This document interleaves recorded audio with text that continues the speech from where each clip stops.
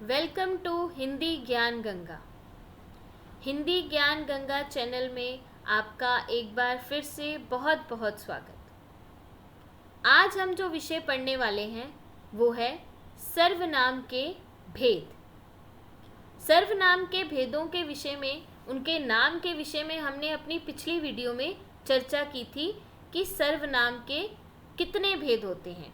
सर्वनाम के 6 भेद होते हैं, जिनमें सबसे पहला भेद है पुरुषवाचक सर्वनाम, जिसको हम व्यक्तिवाचक सर्वनाम भी कहते हैं। दूसरा भेद है निश्चयवाचक सर्वनाम, जिसको संकेतवाचक सर्वनाम के नाम से भी जाना जाता है। तीसरा भेद है अनिश्चयवाचक सर्वनाम। चौथा भेद है प्रश्नवाचक सर्वनाम। पांचवा भेद है संबंधवाचक सर्वनाम। छठा और आखिरी भेद है निजवाचक सर्वनाम। अब इन 6 सर्वनामों को याद करने के लिए मैंने आपको एक ट्रिक बताई थी कि इन 4 पंक्तियों के माध्यम से आप सर्वनाम के भेदों को याद रख सकते हैं। सर्वनाम के भेद 6 अलग अलग है गंध, प्रश्न, अनिश्चय, निज, पुरुष, निश्चय और संबंध। प्रश्न कौन, अनिश्चय कुछ, निजवाचक है आप, यह निश्चय, मैं तू, पुरुष, जो संबंध की छाप। तो इसको मैंने अपनी पिछली वीडियो में बहुत विस्तार पूर्वक समझाया है। तो अब इस वीडियो में हम सर्वनाम के भेदों को विस्तार पूर्वक जानेंगे। तो सबसे पहला जो भेद है वो है पुरुषवाचक सर्वनाम। तो इसकी परिभाषा जानते हैं कि पुरुषवाचक सर्वनाम की परिभाषा क्या है। जो सर्वनाम शब्द बोलने वाले, सुनने वाले तथा अन्य व्यक्तियों के लिए प्रयोग किए जाते हैं, उन्हें पुरुषवाचक सर्वनाम कहते हैं। जो बोलने वाला है, सुनने वाला है और जिसके विषय में बात की जा रही है, उनके लिए जिन शब्दों का, सर्वनाम शब्दों का प्रयोग करते हैं, उनको हम कहते हैं पुरुषवाचक सर्वनाम। ये मुख्य रूप से 3 प्रकार के होते हैं। पहला है प्रथम पुरुष, दूसरा है द्वितीय पुरुष, तीसरा है तृतीय पुरुष। तो ये 3 तरह के होते हैं। आगे हम प्रथम, द्वितीय और तृतीय पुरुष को विस्तार पूर्वक जानेंगे। तो सबसे पहले हम प्रथम पुरुष पे आते हैं कि प्रथम पुरुष किसे कहते हैं। प्रथम पुरुष जिनको उत्तम पुरुष भी कहा जाता है, जिन सर्वनाम का प्रयोग बोलने वाला अपने लिए यानी कि स्वयं के लिए जिन शब्दों का प्रयोग करे, उसे हम प्रथम पुरुष सर्वनाम कहते हैं। इसे उत्तम पुरुष के रूप में भी जानते हैं कि प्रथम पुरुष को उत्तम पुरुष कहा जाता है, जिन शब्दों का प्रयोग बोलने वाला स्वयं के लिए करे, जैसे कि मैं, मेरा, मुझे, हमारा। तो इन शब्दों का प्रयोग हम अपने लिए करते हैं, तो वो क्या कहलाते हैं, प्रथम पुरुष। जैसे वाक्यों के उदाहरण के रूप में हम इसको जानेंगे कि मैंने कविता लिखी है, हमारा घर दिल्ली में है, हम मुंबई जाने वाले हैं, मैं गा रहा हूं। तो इसमें स्वयं के विषय में बात हो रही है। तो प्रथम पुरुष क्या होता है, जब बोलने वाला जिन शब्दों का प्रयोग स्वयं के लिए यानी अपने लिए करता है, उसे हम कहते हैं प्रथम पुरुष। अब हमारा अगला जो है वो है द्वितीय पुरुष यानी कि मध्यम पुरुष, जिसको हम मध्यम पुरुष के नाम से भी जानते हैं। जिन सर्वनामों का प्रयोग बोलने वाला सुनने वाले के लिए करे, उसे द्वितीय पुरुष या मध्यम पुरुष कहते हैं। अब जो बोल रहा है और जो दूसरा व्यक्ति उसकी बात को सुन रहा है, उसके लिए बोलने वाला जो शब्द प्रयोग करेगा, उसको हम कहेंगे मध्यम पुरुष या द्वितीय पुरुष। इसको कुछ उदाहरण, जैसे कि तुम, तुम्हारा, तेरा। अब हम जब किसी से बात करते हैं तो हम उसको ऐसे ही कहते हैं ना, तुम्हारा, तुम। तो ऐसे ही जो हम किसी से सुनने वाले को, जो हमारी बात को सुन रहा है, उनके लिए जिन शब्दों का हम प्रयोग करते हैं, उनको हम कहते हैं द्वितीय पुरुष। इसको वाक्यों के रूप में उदाहरण के साथ जानेंगे कि तुम मेरे साथ आओगे, तुम मेरे साथ आओगे। अगला है तुम्हारा नाम क्या है। अब इसमें क्या है, जो सामने वाला जो सुन रहा है उसकी बात को, उसके लिए तुम, तुम्हारा शब्दों का प्रयोग हुआ है। अब हम आते हैं अपने तीसरे यानी कि तृतीय पुरुष यानी कि अन्य पुरुष की ओर, जिसको हम अन्य पुरुष के नाम से भी जानते हैं। तो जिन सर्वनाम शब्दों का प्रयोग बोलने वाला सुनने वाले के अतिरिक्त, ध्यान से सुनिए, सुनने वाले के अतिरिक्त किसी अन्य पुरुष के लिए करे, कि एक तो बोलने वाला हो गया, दूसरा सुनने वाला हो गया, और थर्ड पर्सन यानी कि तीसरा व्यक्ति जिसके विषय में हम बात कर रहे हैं वो दोनों, उनके लिए जो शब्दों का हम प्रयोग करेंगे वो किस में आएंगे? तृतीय पुरुष या अन्य पुरुष में। जैसे कि हम कह सकते हैं वह, उसे, वे, ये, इसने। तो थर्ड पर्सन के लिए, तीसरे व्यक्ति के लिए जिन शब्दों का हम प्रयोग करेंगे जो वहाँ पे मौजूद नहीं है लेकिन उसकी बात हो रही है, जैसे उदाहरण देख लेते हैं, आज उसकी परीक्षा है, उसके बाद वो बाजार गए हैं, वो वहाँ पे मौजूद नहीं है, वो बाजार गए हैं, तीसरे व्यक्ति के बारे में बात हो रही है, वह स्कूल गई है।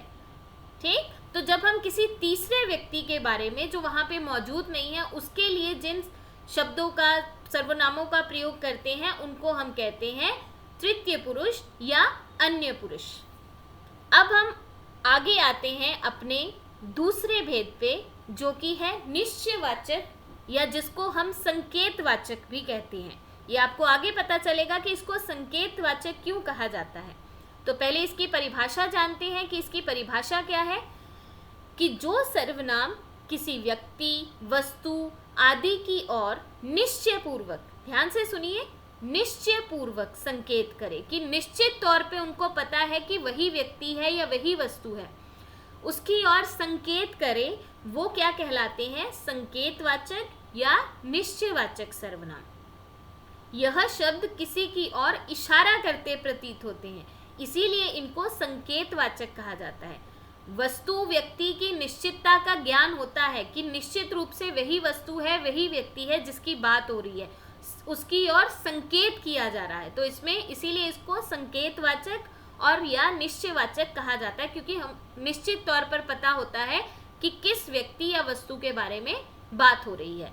जैसे कि इसके लिए हम उदाहरण देख लेंगे, यह, वह, ये, वे आदि।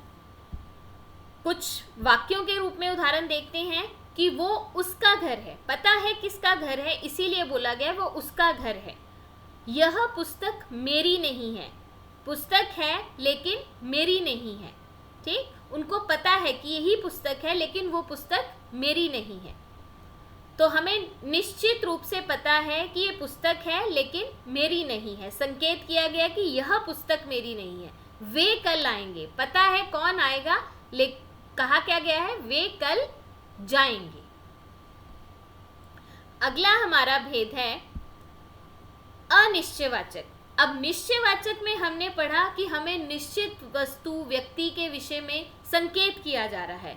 अब अनिश्चयवाचक इसी के उलट होगा, इसी का उल्टा, कि जिस शब्द के द्वारा किसी निश्चित व्यक्ति या वस्तु का बोध ना हो, कि हमें पता नहीं है कि क्या, कौन व्यक्ति है, कैसी वस्तु है, हमें नहीं पता, तो वहाँ पे कौन सा सर्वनाम होता है? अनिश्चयवाचक, कि हमें निश्चित रूप से व्यक्ति या वस्तु का नहीं पता कि कितने व्यक्ति हैं, कितनी वस्तुएं हैं, क्या है, हमें नहीं पता, तो हमें निश्चितता का ज्ञान नहीं है कि यही वस्तु है या यही व्यक्ति है, तो वहाँ पे कौन सा सर्वनाम होता है? अनिश्चयवाचक। जैसे कि कोई, कुछ, कुछ भी, सब कुछ, सब लोग। अब सब लोग में कौन कौन है नहीं पता, सब कुछ में बहुत कुछ आता है, लेकिन क्या क्या है वो पक्के रूप से, निश्चित रूप से हमें नहीं पता। इसको उदाहरणों के माध्यम से जानते हैं, जैसे कि कुछ भी चलेगा, कुछ भी में बहुत कुछ आ जाता है। उसके बाद कोई जा रहा है, कोई जा रहा है लेकिन कौन जा रहा है इसके बारे में निश्चित रूप से हमें नहीं पता। कुछ करना होगा, कुछ करना है लेकिन क्या करना है नहीं पता निश्चित रूप से। दूध में कुछ पड़ा है, मक्खी पड़ी है, मच्छर पड़ा है, निश्चित रूप से नहीं पता कि क्या पड़ा है, तब वहाँ पे हम कौन सा सर्वनाम होता है? अनिश्चयवाचक सर्वनाम। अब हम अपने अगले भेद की तरफ चलते हैं, जो कि है प्रश्नवाचक सर्वनाम। प्रश्नवाचक, जैसे कि इसके नाम से ही पता चलता है, प्रश्न मीन्स किसी से किसी तरह का क्वेश्चन पूछना या प्रश्न पूछना। तो इसकी परिभाषा जानते हैं, जो सर्वनाम संज्ञा शब्दों के स्थान पर तो आते ही हैं, किंतु वाक्य को प्रश्नवाचक भी बनाते हैं, वे प्रश्नवाचक सर्वनाम कहलाते हैं। कि संज्ञा के स्थान पर सर्वनाम प्रयोग हो रहे हैं, लेकिन साथ ही साथ वो उन वाक्यों को प्रश्नवाचक में बदल देते हैं, तो उनको हम कहते हैं प्रश्नवाचक सर्वनाम। कि उसमें किसी भी तरह का प्रश्न पूछा जाता है, जैसे कि क्या, कौन आदि हम पूछते हैं ना किसी से, तुम कौन हो, तुम क्या करते हो, तो ये सब क्या है, प्रश्नवाचक सर्वनाम में आते हैं। उदाहरण के साथ जानते हैं कि तुम क्या लिख रहे हो, मेरे पास कौन आ रहा है, पीछे आपको प्रश्न सूचक चिन्ह सबके मिलेगा प्रश्नवाचक सर्वनाम में। अब हम चलते हैं अपने अगले भेद की ओर, जो कि है संबंध। जैसे कि इसके नाम से ही पता चल रहा है, संबंध, संबंधवाचक सर्वनाम। तो पहले इसकी परिभाषा जानते हैं।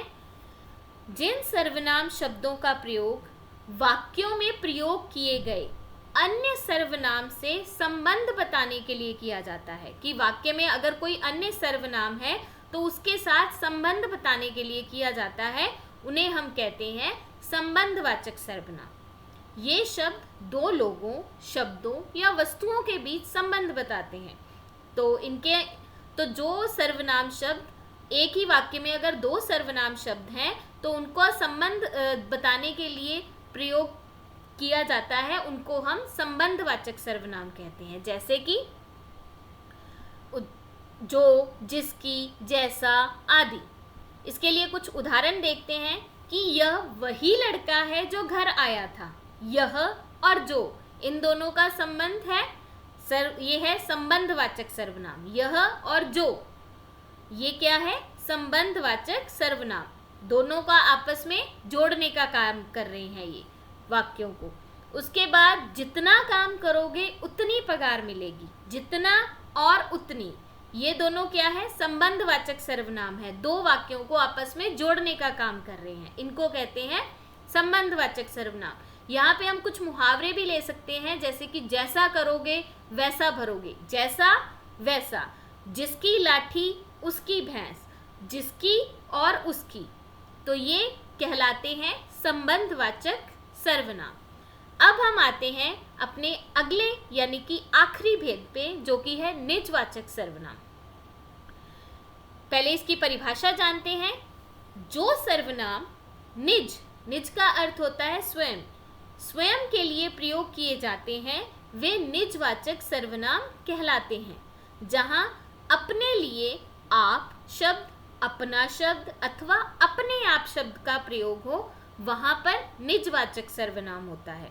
तो ये शब्द प्रयोग होते हैं निजवाचक में, आप, अपना, अपने आप, इन शब्दों का जहां प्रयोग होगा वहां पर निजवाचक सर्वनाम होगा। जैसे कि अपना, आप आदि, ठीक है, ये शब्द जहां पे प्रयोग होंगे वहां पर निजवाचक सर्वनाम होगा। वाक्यों के माध्यम से जानते हैं ताकि आपको और स्पष्ट हो जाए। वह अपना काम करेगा, अब अपना शब्द आ गया, अपना मीन स्वयं का, वह अपना काम करेगा। मैं अपने आप चला जाऊंगा, अपने आप मीन स्वयं चला जाऊंगा, ठीक है। तो जहां पे अपना, आप या अपने आप शब्दों का प्रयोग होता है वहां पे होता है निजवाचक सर्वनाम। मुझे पूरी उम्मीद है कि आप लोगों को सर्वनाम के भेदों के विषय में अब पूरी जानकारी सही रूप से मिल गई होगी। ऐसी ही वीडियो के लिए मेरे चैनल को लाइक कीजिए, शेयर कीजिए और बेल आइकन दबाना मत भूलिए और मेरे चैनल को सब्सक्राइब कीजिए। धन्यवाद।